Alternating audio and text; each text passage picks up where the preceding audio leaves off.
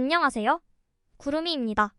구독과 좋아요 부탁드립니다. 나폴리의 세 번째 스쿠데토 이후의 여름이 작별의 여름이 될 것이라고 상상한 분은 없을 겁니다. 일반적으로 스포츠의 황금률 중 하나인 우승팀은 변하지 않습니다. 나폴리라는 팀은 말할 것도 없고 단순히 우승을 차지한 것이 아니라 나폴리는 오히려 경쟁을 전멸시켰습니다. 세 번째 우승의 기쁨을 만끽한 후 33년간 간직해온 꿈을 실현한 3명의 주인공과 작별을 고해야 한다는 것은 상상도 할 수 없는 일이었죠. 루치아노 스팔레티 감독은 안식년을 갖기 위해 배에 노를 저었고, 지운톨리는 나폴리 클럽과 1년 남은 계약을 찍고 유벤투스 재건의 설계자가 되었으며, 지난 세리에 최고의 수비수 김민재는 바이에른 뮌헨의 새로운 선수가 되었습니다.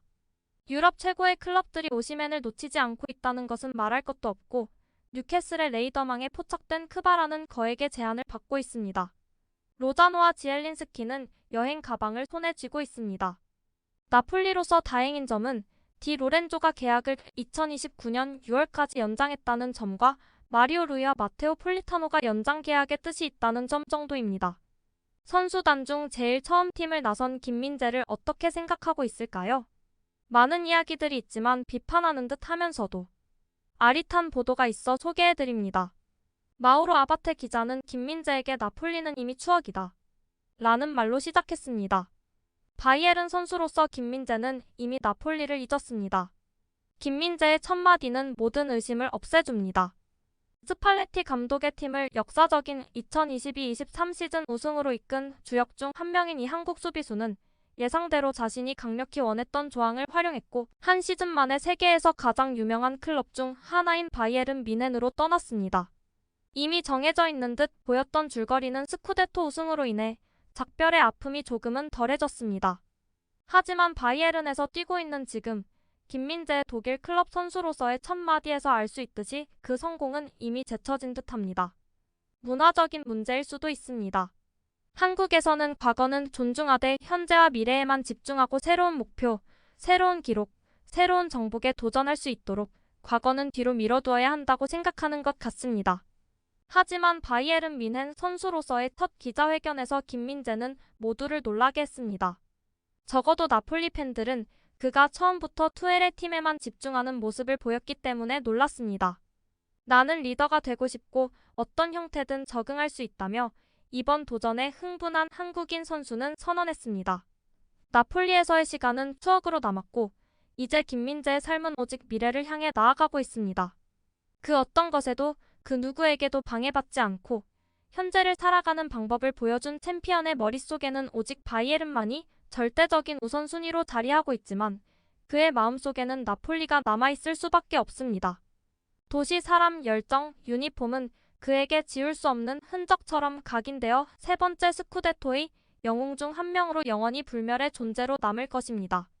그리고 이제 모든 것이 우리 뒤에 있고 지금은 모두 잊혀졌다고 말하기 쉽고 과거에 연연하지 않고 미래에만 집중하면 된다고 말하기 쉽습니다. 나폴리는 김민재와 영원히 함께할 것이며 김민재 역시 나폴리를 잊을 생각이 없습니다. 나폴리에서의 시즌은 환상적이었고 33년 만에 스쿠데토 우승을 차지했으며 그 공은 모두의 것입니다. 최고의 경제 및 운동선수로서 목표를 달성하기 위해 측근들과 함께 나폴리를 중간 단계로 계획했다는 점에서 이해할 수 있는 선택이자 예측 가능한 선택을 한 김민재의 애정 어린 말입니다. 하지만 그렇다고 해서 그의 장점과 그가 정당하게 얻은 애정이 사라지는 것은 아닙니다. 그 어떤 것도 훼손할 수 없는 애정. 연애는 기간이 아니라 강도로 판단되기 때문입니다. 새로운 영입으로 강화된 FC 바이에른 수비진은 라인이 점점 더 구체화되고 있습니다. 카일 워커는 라이트백 자리에서 이적을 고려하고 있는 누세르 마즈라우이에게 압박을 가져올 것입니다. 센터백 우파메카노도 마찬가지입니다. 바이에른에서의 첫 2해 동안 너무 많은 개인 실수를 저질렀기 때문에 당분간은 백업 역할을 맡아야 할 것입니다. 토마스 투엘 감독은 현재 종아리 부상으로 고생하고 있지만 아시아 원정 때쯤이면 컨디션을 회복할 것으로 예상되는 데리흐트와 김민재가 중앙 수비를 맡을 것으로 보고 있습니다. 특히 김민재는 최근 이탈리아 챔피언 나폴리에서 보여준 것처럼 앞으로 진정한 리더로 부상할 것으로 기대됩니다. 목요일에 김민재는 처음으로 자유선수로 게임 형태의 훈련을 소화했고 독일 언론은 경기 감각이 좋고 기술적으로도 능숙하다고 평했습니다.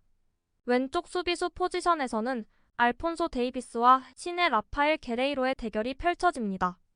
페데리코 키에사의 이름은 올여름 리버풀과 몇몇 다른 PL 클럽에서 사라지지 않을 것 같습니다. 키에사는 유벤투스에서의 미래가 흔들리고 있는 것으로 알려져 있습니다. 키에사는 이미 리버풀과의 이적설에 휩싸인 바 있으며 이적 가능성이 희박한 것으로 여겨졌지만 이적설은 계속 이어지고 있습니다. 가제타의 마르코 귀디 기자에 따르면 키에사는 다른 PL 클럽보다 리버풀로의 이적을 선호하고 있으며 바이에른 뮌헨도 관심을 보이고 있다고 합니다. 키에사는 리버풀이나 바이에른 뮌헨과 같은 클래식 명문 클럽과 계약하는 것을 더 선호할 것입니다. 뉴캐슬 옵션은 제한이 거의 없을 경우에만 시장 막바지에 고려할 수 있습니다. 유벤투스는 4,300만 유로에 가까운 금액을 원하고 있는 것으로 알려져 있습니다. 리버풀에서 많은 일이 벌어지고 있기 때문에 리버풀이 움직일지는 아직 지켜봐야 합니다. 사디오 마네가 팀을 떠날 가능성이 있는 상황에서 바이에른 뮌헨이 오랫동안 관심을 가져온 키에사를 영입할 수 있는 기회가 열릴 수 있습니다. 바이에른 뮌헨은 스쿼드의 과잉 영입으로 보일 수도 있지만 주전급 윙어 4명을 보유하기를 원하고 있다고 합니다. 프리시즌 첫 경기 후 신입 선수들의 활약을 보도했고 이강인의 평가는 매우 좋은 편이었습니다.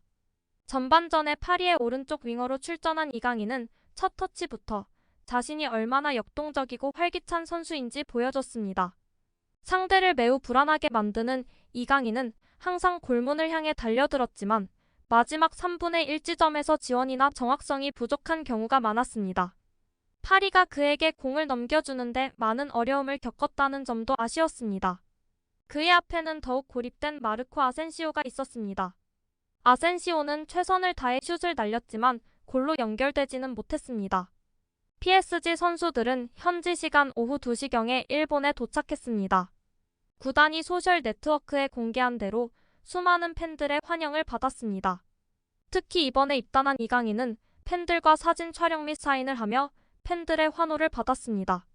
이후 이강인은 숙소로 이동해 오후 훈련에 돌입했습니다. 앞으로 열흘 정도는 훈련과 총 3경기 마케팅 활동으로 바쁜 일정을 소화할 예정입니다. 사인회, 기자회견, 어린이 축구 클리닉, 공개 연습 등 여러 가지 일정이 잡혀 있습니다. PSG의 일본 투어 2023은 SBS 스포츠를 통해 한국에서도 총 3경기를 생중계 및 해설과 함께 방송할 예정이라고 합니다. 리그왕전 경기를 중계하는 한편 유튜브에 PSG 전문 채널을 개설하는 등 이강인의 활약상을 적극적으로 알릴 예정이라고 소개하네요. 구독과 좋아요는 제작하는 데 큰 힘이 됩니다. 감사합니다. 다음에 또 보아요.